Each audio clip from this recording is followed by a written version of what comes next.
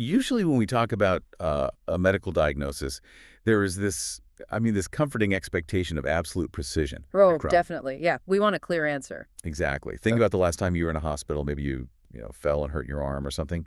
You sit in that cold room, the machine whirs, and the X-ray produces this stark, high-contrast image. Right, there's no ambiguity there. None at all. Oh. The doctor points to a jagged white line on the film and says, there it is. That is the fracture. It is clean, it's binary, and it is undeniably broken or not broken. And that kind of categorical proof is just deeply satisfying to the human mind. We really crave a reality that can be, pinned down, made visible, and sorted into neat, objective boxes. But the moment you step outside of something as simple as a broken bone, say you step into the world of neurodevelopment or psychology or even advanced theoretical physics, that X-ray machine just shatters. Yeah, it completely falls apart. The crisp white lines disappear, and we find ourselves navigating a landscape that is incredibly murky. We have to rely on statistical probabilities, competing theories, and, best guesses. Which is incredibly frustrating for a lot of people. It is. But what if we just refuse to accept that murkiness? I want you, the listener, to imagine taking that deep, fundamental human desire for absolute categorical proof, that X-ray level of undeniable certainty, and applying it to the entirety of existence. Not just a human body, but the actual fabric of reality itself. Right. And that is the mission of our deep dive today. We are unpacking a genuinely mind-bending stack of source material known as the Gnosis formal ledger. And to call this material dense feels like, well, it's doing it a disservice. Yeah. We are looking at a literal architectural blueprint of the cosmos here. Yeah, it's massive. It really is.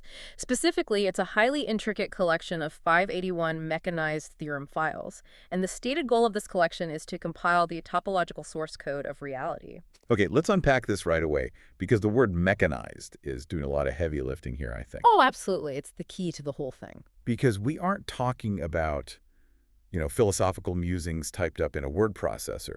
These are mathematical proofs written in a very specific, unforgiving programming language called Lean. Right, Lean. It's a beast. Yeah. And for you listening who might not spend your weekends writing code, Lean is what is known as a theorem prover.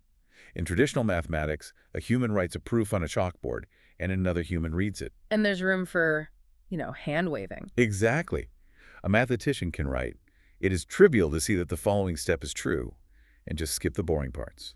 Lean does not allow that. No, it absolutely does not. Lean is a compiler that literally refuses to run your code unless every single underlying logical step is flawlessly connected all the way down to the basic axioms. It doesn't let you lie, it doesn't let you skip steps, and it mathematically prevents contradictions. And that rigor is the foundation of why this ledger is so compelling. The authors have taken the wildest intersections of abstract mathematics, quantum mechanics, astrophysics, and even, ancient esoteric philosophical concepts. Like the unnameable void of Bythos or the emanations of eons, right? Yes, exactly. And they have forced them through the uncompromising meat grinder of a theorem prover. So we are asking a profound question today. Does the universe operate like a giant compiled computer program? It's a fun late-night thought experiment, right? We've all probably entertained it. Totally. But this ledger claims to have mathematically proven the exact inescapable constraints of that program. Over the course of this deep dive, we are going to trace this code from the absolute smallest quantum increment, something they call the swerve, all the way out to the literal shadows of planets, the 10-dimensional structure of space, and finally the ultimate uncomputable limit that keeps the whole system from freezing into mathematical death. It's quite a journey. But to grasp the architecture of this universe, we really have to start at the absolute foundation. We have to look at the engine of reality itself. Right. And before we can explain why things move in this formalized space, we have to establish how they move. And that brings us straight into the language of physics, specifically kinematics. If we want to understand how radical this ledger is, we need to remind ourselves of the rules it is actively breaking. Yeah, let's lay the groundwork. When you take a high school physics class, you spend your first month basically studying kinematics. You break the world down into vectors and scalars. Which is a really crucial distinction to make. Right. Scalars just give you a magnitude, like saying a car is going 60 miles per hour. That is its speed. But vectors give you magnitude and direction. A vector says the car is going 60 miles per hour due north. That is its velocity. Because in kinematics, direction changes everything. It really does. It's the difference between distant, like how far you walked in total, and displacement, which is how far you actually ended up from your starting point. Right, so if I walk a mile north and a mile south, my distance is 2 miles, but my displacement is 0. I haven't gone anywhere. Exactly. And classical kinematics uses what we call the big three to measure this: position, velocity, and acceleration. We use these continuous equations to predict the exact future location of an object. Like throwing a baseball. Yes. If you throw a baseball across a field, classical physics views that projectile motion as a perfectly smooth, continuous arc. We break the world into X and Y components, horizontal and vertical, and we draw a flawless curve. And that smooth, continuous curve is the bedrock of our intuitive understanding of the physical world. We just assume that to get from point A to point B, an object must seamlessly pass through every infinitely small fraction of space between those 2 points. But here is where the Gnosis ledger completely shatters that intuitive understanding. According to these mechanized files, all of those classical kinematics, the smooth arc of the baseball, the continuous glide of a car on the highway, they are nothing but a macro-scale illusion. A total illusion. The underlying code of reality literally does not allow for continuous motion. So if smooth gliding doesn't exist, how does change actually happen in this framework? Well, change is driven by a mechanism the ledger calls the Kleinemann, which is often translated as the swerve. The swerve, okay. Yeah. In this topological program, the universe is fundamentally discrete. It is pixelated, for lack of a better word. The Kleinemann is defined as the pure mathematical operation of +1. Wait, just +1. That is it. That simple increment is the base mechanism of all motion, all time, and all change. The engine of reality isn't a continuous flow of water. It is the relentless mechanical ticking of a clock, moving from one discrete state to the next. Hold on, I have to push back here for a second. Yeah. You were saying that motion isn't a physical object pushing through an environment? It's more like a sequence of distinct separate states. That's right. So does the baseball literally stop existing at position X and then just like pop into existence at position X +1? That captures the essence of it beautifully, actually. The ledger explicitly states that the path is the motion. The path is the motion. Yes. We are trained by classical physics to think of a path as the ground you cover to reach a destination. But in this formalization, the destination, the limit you are moving toward, is not something you ever physically reach in a continuous sense. The sequence of finite, discrete stations is the reality. There is no in-between. Okay, this reminds me heavily of how a video game rendering engine operates. Think about playing a game like Super Mario. Oh, that's a great example. Right. When you hold the controller right, Mario appears to run smoothly across your television screen. But we know that structurally, under the hood of the console, there is no smooth motion happening. Not at all. The game's engine is calculating discrete frames, let's say 60 frames every single second. Mario exists at coordinate X on the screen. A fraction of a millisecond later, the engine destroys that frame, increments the mathematical coordinate by +1, and renders a completely new static image of Mario at X +1. Exactly. It's a flipbook. He had a flipbook. So if we are applying this to the ledger, motion isn't travel. Motion is just a rapid sequence of discrete mathematical rewrites. And to take your rendering analogy a step further, the ledger actually uses this discrete +1 framework to completely rewrite one of the most famous problems in classical philosophy, Zeno's paradox of Achilles and the tortoise. Oh, man. I remember struggling with this in college. For you listening, Zeno's paradox imagines a foot race where the great warrior Achilles gives a slow tortoise a head start. A classic setup. Yeah. Logic tells us Achilles is faster, so he should easily win. But Zeno argued that to catch the tortoise, Achilles first has to cover the distance to reach the spot where the tortoise started. Right, that first gap. But by the time Achilles arrives at that spot, the tortoise has moved a little bit further ahead. So now Achilles has to cover that new distance. But again, by the time he crosses it, the tortoise is inched forward again. The gap just keeps getting smaller and smaller. Exactly. The physical space keeps subdividing infinitely. Because of this infinite subdivision, Zeno argued that motion is an illusion and Achilles can mathematically never catch the tortoise. And standard mathematics eventually resolved Zeno's paradox using calculus and the concept of limits.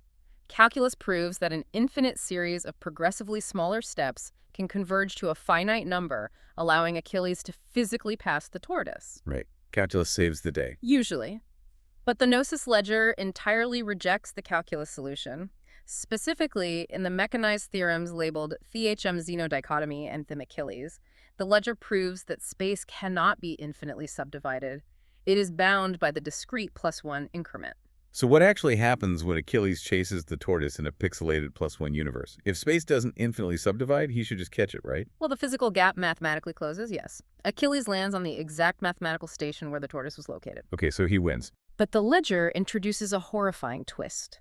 The chase fails not because Achilles is too slow, but because at the exact moment Achilles lands on the final rung, the tortoise is no longer a valid structural target. The tortoise relocates into the unknowable void. Wait, what? Into the void. Were we just letting the code cheat to solve a philosophy problem? It isn't a cheat, it is a structural necessity of the code. The theorem proves that reality cannot render two conflicting absolute states at the same discrete coordinate. Oh, I see. Right, so when Achilles' +1 trajectory forces him into the exact coordinate of the tortoise, the system cannot reconcile the overlap.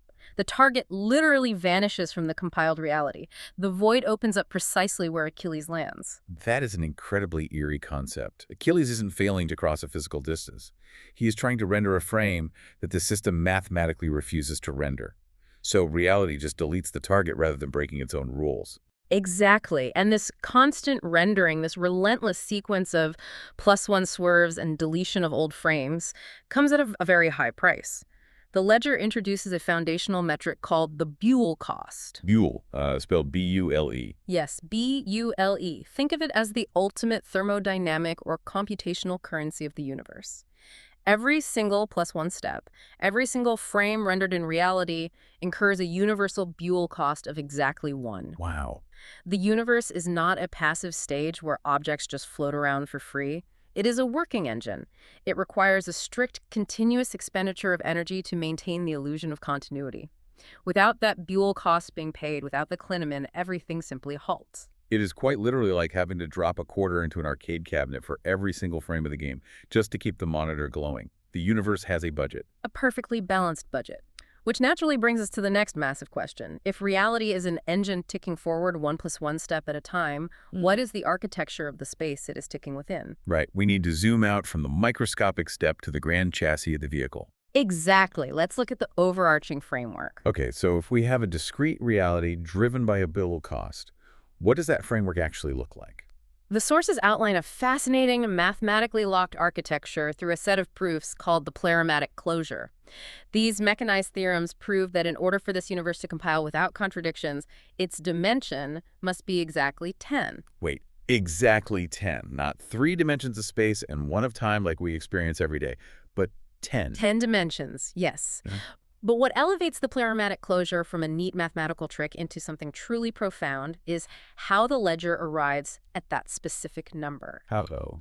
The source materials detail 2 completely independent avenues of logic that mathematically force this exact result. Okay, let's hear the 2 avenues. Walk me through them. The first avenue is the math angle. This relies heavily on the cost algebra we just discussed. If the universe requires a Boole cost to run the +1 Klineman, it needs an operational calculus, a set of mathematical tools to manage that budget. Makes sense. In algebra, you have independent operational axes, sometimes called generators. These are the fundamental mathematical directions a system can move in.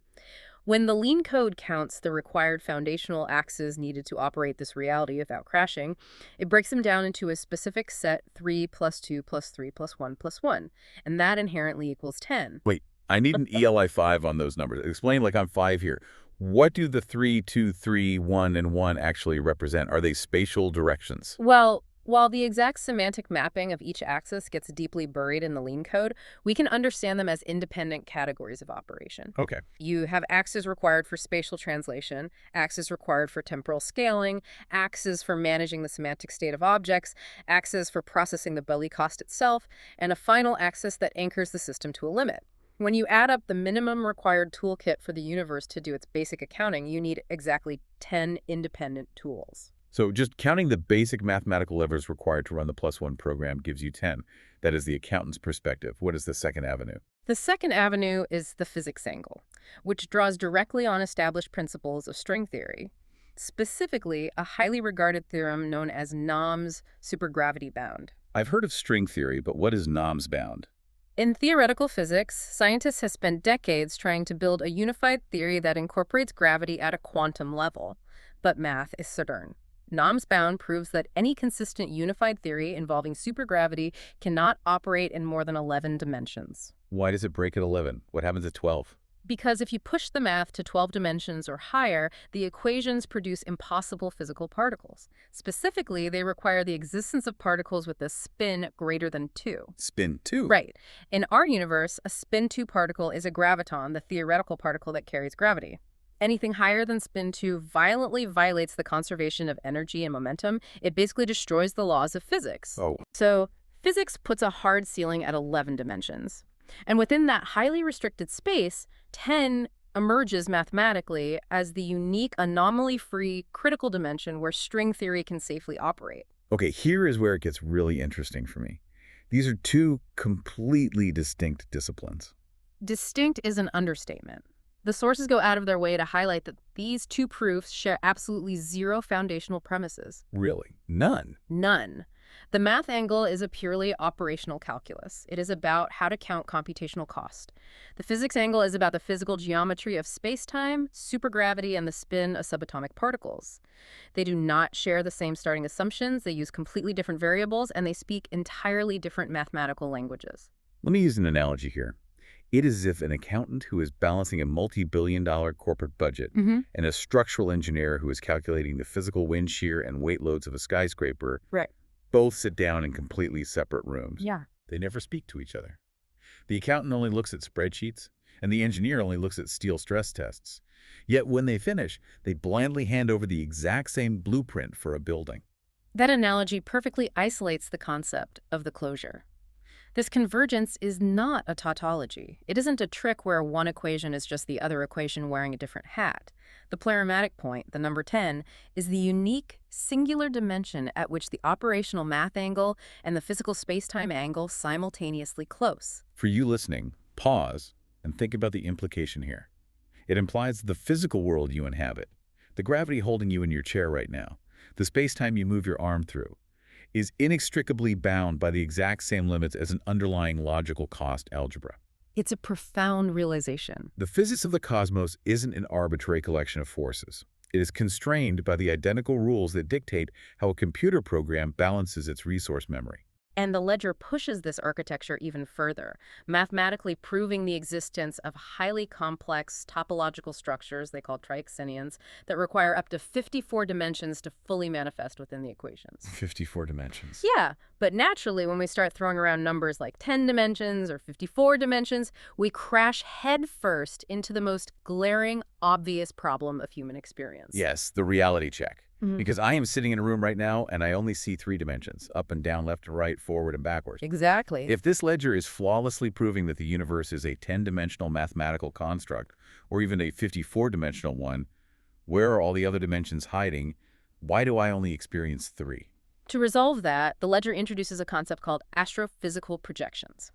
And this section of the source material is genuinely awe-inspiring.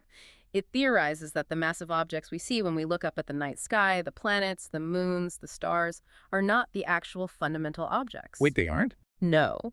They are merely the shadows of vast, high-dimensional entities that the ledger calls Wallington objects. Shadows. This feels heavily like Plato's allegory of the cave, but on a cosmic scale. Oh, entirely. Because Plato said we are all chained inside a cave, staring at a blank wall, and reality is just shadows cast on that wall by objects passing in front of a fire behind us. You're saying the Earth, the Sun, Saturn, these are just 3D shadows of 54D shapes. It is the ultimate mathematical manifestation of Plato's cave. The formal ledger actually breaks down the specific rules for how a massive 54-dimensional object casts its shadow into our highly restricted 3-dimensional view. How does that even work mathematically? Well, because our visible budget as 3D observers is severely limited, the math is forced to partition the data. It has to compress the high-dimensional channels into localized categories. It divides these channels into a radial partition, an equatorial partition, and a halo partition. Let's ground this a bit. How do those mathematical partitions translate to the physical things an astronomer sees through a telescope? The partitions dictate the morphology, the literal physical shape of the shadow.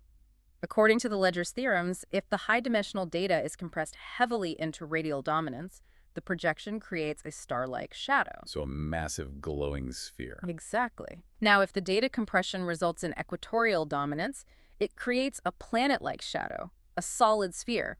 And if the math requires adding a positive halo partition to that equatorial dominance to balance the budget, it creates a Saturn-like reading, physically manifesting as rings. So if I buy a telescope, set it up in my backyard, and look at the rings of Saturn, this ledger suggests I am not looking at rocks and ice trapped in a gravity well. I'm just looking at the equatorial and halo midget of a 54-dimensional topological structure that has been violently compressed into my limited field of view. That is the direct assertion of the mechanized proofs. You are looking at a localized projection of a vastly more complex algebraic shape forced into a 3D rendering. But wait, if we are only seeing a compressed shadow, how do we know what the real 54-dimensional Wallington object actually looks like? Could the true object be something completely unrecognizable to us? That is the crucial question, and the ledger answers it using what is called an anti-theorem. An anti-theorem? Yeah, an anti-theorem is a fascinating concept. Instead of proving what is true, it is a mechanized proof of what is mathematically impossible for us to ever know. The specific anti-theorem related to projections proves that swapping the radial and equatorial partitions preserves the visible budget but entirely changes the morphology. Break that down for me. What does that mean in plain English? It means that a fixed amount of 3D data does not determine a unique high-dimensional shape. If you have a specific 3D shadow, let's say you are looking at a star, there are infinitely many different 54-dimensional shapes that could cast that exact same shadow. So we can't reverse engineer it. No, the anti-theorem guarantees that we are inherently seeing a profoundly incomplete picture. You cannot reverse engineer the true Wallington object just by observing its three-dimensional planetary shadow. The universe is mathematically structured to protect its deeper, higher-dimensional complexity from our 3D perspective. That is staggering. It completely reframes the entire field of astrophysics. In this framework, astronomy isn't the study of physical spheres of burning gas and floating rock. It is the study of how higher dimensional algebra degrades when it is forced through a low-dimensional filter. Yes, exactly. We aren't looking at stars. We are astronomers looking at the universe's compression artifacts. Compression artifacts is a brilliant and highly accurate term for it. And this degradation, this filtering, does not just happen on the macro scale with planets and stars. Having looked outward at the massive cosmic shadows, we now have to swing the microscope in the complete opposite direction. Right, zooming all the way in. We need to zoom inward to the absolute smallest scales of existence to see how this 10-dimensional topological program handles subatomic particles. Because if an entire planet is just a shadow, what the heck is a proton? How does the ledger define the building blocks of matter? In the formal ledger, subatomic particles are mechanized as confined topological loops. Take a proton, for example. In standard physics, we know a proton is made of 3 smaller particles called quarks. Right, that's what we're taught. But in the Lean code of the ledger, a proton is described as a 3-cycle confined lift in 4D. A 3-cycle confined lift. Okay, we definitely need an ELI 5 here. Let's break that topology down. Let's use Betty numbers. In topology, Betty numbers are a way of classifying shapes by counting their independent cycles, or holes. A simple 1D circle drawn on a page has a Betty number of 1. It has 1 cycle. Okay, I'm with you. If you take that circle and extrude it into 3D space, you get a donut, what topologists call a 2 torus. A donut has a Betty number of 2 because it has 2 independent circular directions you can travel on its surface. Makes sense. The ledger models a proton as a 3 torus, specifically a Clifford torus. This is a complex shape that lives purely in 4 dimensions, and it has exactly 3 independent mathematical cycles. Okay, so I am picturing a highly complex 4-dimensional donut with 3 looping cycles. But again, we live in a 3D projection. When scientists at the Large Hadron Collider smash protons together, they do not see a 4-dimensional Clifford torus. Their sensors detect 3 distinct, separate quarks. Because of the shadow effect. In 4 dimensions, the proton is a beautifully unified, singular, unbroken geometric structure. But when that 4-dimensional Clifford torus is forced down into our 3-dimensional visible slice, it loses a dimension. It compresses again. Yes. The specific theorem, labeled HM shadow shows quarks, mathematically proves that the 3D shadow of this 4D shape exposes exactly 3 separate points of interaction, which we perceive as the 3 quarks, along with 6 directed channels or emanations connecting them. Consider it this way. Imagine you have a coiled spring, a continuous piece of wire. Now imagine passing that coiled spring horizontally through a flat 2D sheet of paper. Oh, that's a good visual. If you are a two-dimensional being living on that piece of paper, you don't see a continuous wire. You just see three separate metallic dots appearing on your plane where the wire pokes through. You would study those three dots and assume they are three distinct separate particles. But if you could step back into 3D space, you'd see it is all one unbroken coil. That is a flawless visualization of quark confinement. In standard physics, confinement is the frustrating rule that you can never pull a single isolated quark out of a proton. If you try to pull them apart, the energy just creates new quarks. It's always bothered physicists. Yeah, but the ledger explains this beautifully. You can't pull a single quark out because they aren't actually separate objects. Their separation is an illusion of the 3D projection. You can't pull one piece of the wire away because it is a single, unbroken geometric loop in a higher dimension. That is incredibly elegant. It solves a physical mystery with pure geometry. Yes, and because space is operating on these underlying topological connections rather than physical distances, we arrive at what is arguably the most paradigm-shifting concept in the entire Gnosis ledger. It is a concept the sources refer to as the death of distance. The death of distance. That sounds ominous, like something out of a sci-fi novel. It is actually a deeply profound mathematical truth within this framework. Let's go back to classical kinematics for a moment. In our daily lives, distance is additive. It is based on a Euclidean grid. Meaning 1 + 1 = 2. Right. If you walk 1 mile down the road and then you walk another mile, you are now 2 miles away from where you started. Physical space is a barrier that accumulates the further you go. But in this formal ledger, space does not operate on a Euclidean grid. It operates on what mathematicians call a p-adic metric. How does a p-adic metric change the rules of distance? Under a p-adic metric, distance does not add up sequentially. In fact, large numbers can actually be incredibly close to zero depending on their prime factors.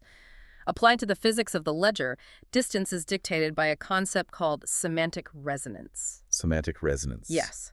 The mechanized theorems explicitly prove that if two states mathematically match, if their topological signatures possess the exact same underlying code, the distance between them is precisely zero. This remains true regardless of how much physical 3D space appears to separate them. Let me make sure I'm grasping this. If a scientist is holding a particle here on Earth in a lab, and there's another particle floating out in the Andromeda galaxy millions of light years away, if their mathematical topological code matches perfectly, you are saying they're right next to each other. More accurately, they're not just next to each other. Topologically, they occupy the exact same location. The physical spatial gap between Earth and Andromeda is merely another illusion generated by the 3D projection. Wow. I think the most relatable way for us to understand this is to compare it to how the internet routes data. Oh, let's hear it. If I open my laptop and I want to read an article on the New York Times website, I do not physically travel across the country to a server farm in New York. I don't have to cross the distance of the Midwest. I just type in the URL. If I have the exact URL, the exact semantic key, the distance between my laptop in California and the server in New York is zero. Right, the network just routes you. The network routes me instantly based on semantic resonance, not physical geography. I'm just there. The internet analogy is excellent for understanding the routing, but here is where the ledger's reality gets even stranger than the internet. On the web, there are still physical fiber optic cables buried in the ground connecting those servers. Data still has to physically travel through those cables at the speed of light. That's true. In the p-adic metric of the Gnosis ledger, there is no fiber optic cable. The shared mathematical resonance is the connection. Pure math, no cables. Exactly. And in the ledger, this mechanism provides a concrete explanation for quantum entanglement, the phenomenon that Albert Einstein famously derided as spooky action at a distance. Right.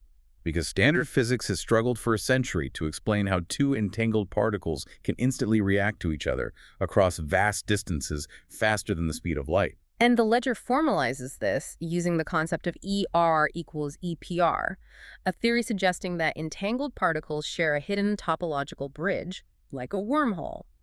But the ledger pushes this semantic resonance even further. It doesn't just apply to spatial teleportation, it applies to time. Hold on.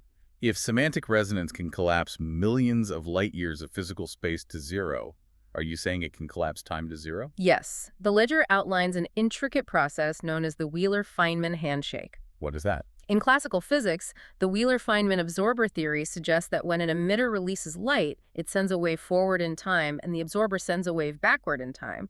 Where they meet, the transaction happens. The Gnosis ledger adapts this using the concept of a topological debt. What is a topological debt? Imagine a highly complex future state of the universe that is geometrically locked in a future structural debt that absolutely must be paid by the math. If a present state perfectly aligns with the exact requirements of that future topological debt, the semantic resonance perfectly matches. And because it matches? Because the resonance matches, the distance between the present moment and the future moment mathematically collapses to zero. But wait, I have to push back heavily on this, because doesn't this entirely break the fundamental rule of causality? We experience time as cause and effect. I drop a glass and then it shatters. If topological distance and time can collapse to zero just because a present state mathematically aligns with a future state, isn't that retrocausality? Are you saying the future can essentially reach back and pull the present toward it, skipping the cause and effect timeline in between? Yes, the future can and does pull the present toward it.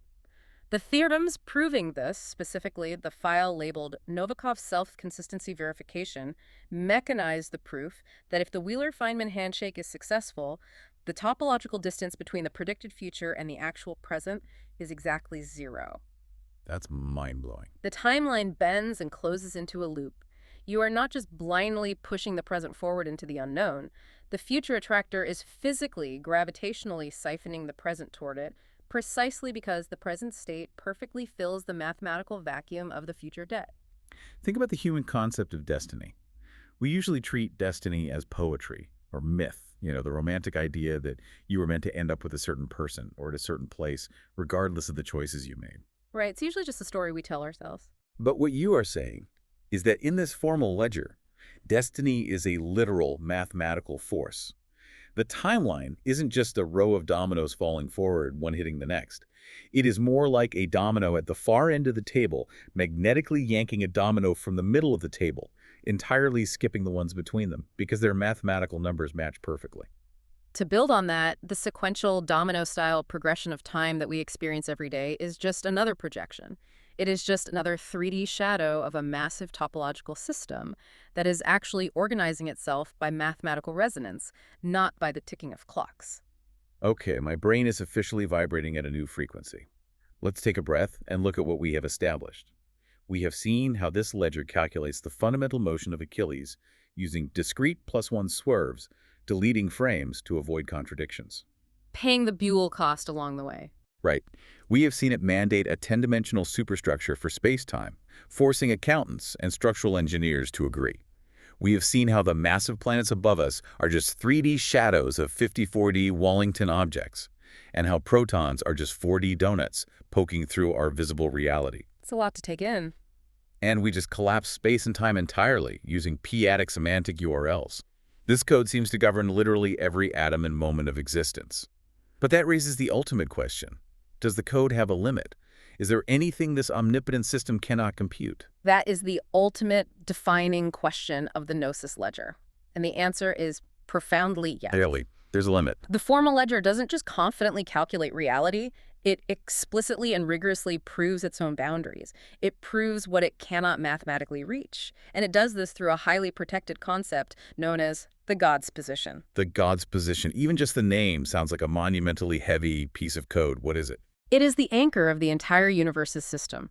In the ledger's terminology, every standard agent, which means any compiled finite entity existing anywhere in the universe, from a quark to a star to a human being, has a mathematical modulus. They have a computable number. They can be calculated, tracked, and rendered by the engine. But the ultimate core coordinate, the singularity labeled the in-God position, has no numerical modulus. If it doesn't have a number, how does the math recognize it? What is it? It is defined only by a string, a characterization in plain prose. The theorem God characterized not computed explicitly proves that the God's position is structurally, permanently uncomputable by the very system it anchors. Wow. It is a unique limit position that no finite compiled object and no mathematical operation within the universe can ever fully process or realize. So the grand compiler of the universe has a core function that the universe itself is mathematically forbidden from reading, executing, or understanding. Yes. And it is crucial to understand that this is not a glitch in the software. This uncomputability is an absolute requirement for the universe to function at all. Why is it a requirement? Which leads us to what I believe is the most philosophical, hauntingly beautiful theorem in the entire text, the heat-death of objectivity. The heat-death of objectivity. What does that theorem state? The ledger asks a theoretical question: what would actually happen if an entity within this universe reached perfect, absolute objectivity? What if a being achieved total omniscience and instantly knew the entire compiled state of the universe, past, present, and future? Like reaching the God's position. Exactly. To answer this mechanically, the ledger defines a mathematical metric called vitality. How do you mathematically define vitality? Vitality is defined as the mathematical derivative of knowledge over time.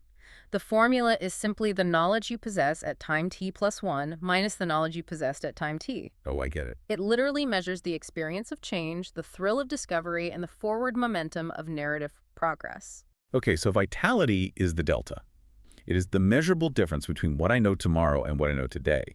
If I learn something new, my vitality goes up. Precisely. Or rather, to use the strict terms of the ledger, positive vitality requires a positive delta in the knowledge state. Now, apply that formula to omniscience. What happens if your knowledge is absolute? Well, the delta would be 0. Right. The theorem objectivity has zero vitality proves that if an entity possesses pure objectivity, its knowledge at time t is literally everything. Consequently, its knowledge at time t plus 1 is still literally everything. So there's no change. The mathematical difference between the two states is exactly 0. Therefore, its vitality is permanently, inescapably 0. Total omniscience is a frozen, static block.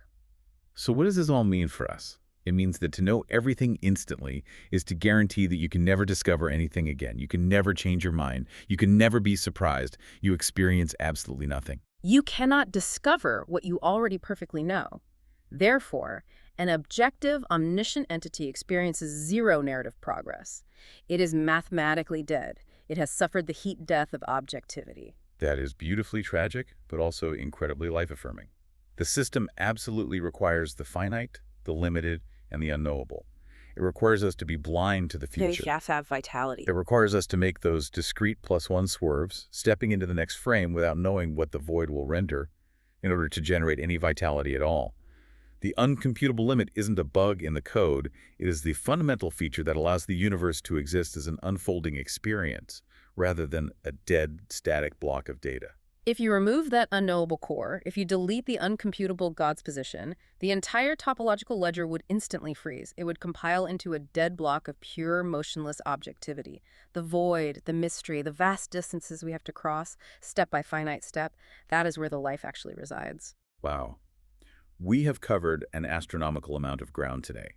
We started by dismantling classical kinematics, looking at how the relentless, discrete +1 swerve replaces continuous motion, forcing Achilles to chase a target that literally vanishes into the mathematical void to preserve the code. And we climbed the pleromadic closure, discovering that the universe's operational cost algebra and string theory independently force our reality into a 10-dimensional superstructure. We observed how the massive stars and planets above us are merely the 3-dimensional partition shadows of vastly complex 54-dimensional Wallington structures, and how subatomic protons are just 4-dimensional Clifford toruses poking through our limited visible reality. We watched physical distance and the flow of time completely collapse to 0 when quantum states semantically resonate, proving that future destinies can gravitationally pull the present toward them. And finally, we collided with the uncomputable wall of the God's position, realizing that the universe's code demands an unknowable core, because total omniscience results in the absolute mathematical death of vitality. It is a framework that completely redefines what it means to be a physical, breathing being navigating a logical mathematical space. It really is. So I want to leave you, the listener, with a final provocative thought to mull over as you go about your day. If this formal ledger is right, and the 3-dimensional reality you interact with every single day is just the compressed shadow of a higher dimensional algebraic budget, what part of your own daily life, your spontaneous decisions, your sudden bursts of vitality, is actually the 3D shadow of a mathematical +1 swerve? It's a great question to ask yourself. Are your moments of discovery, your surprises, your struggles to understand the messy world around you, simply the mathematical necessity of not being omniscient? Because if this ledger proves anything, it is that if you knew everything, you would experience nothing. A profound and vital question to end on.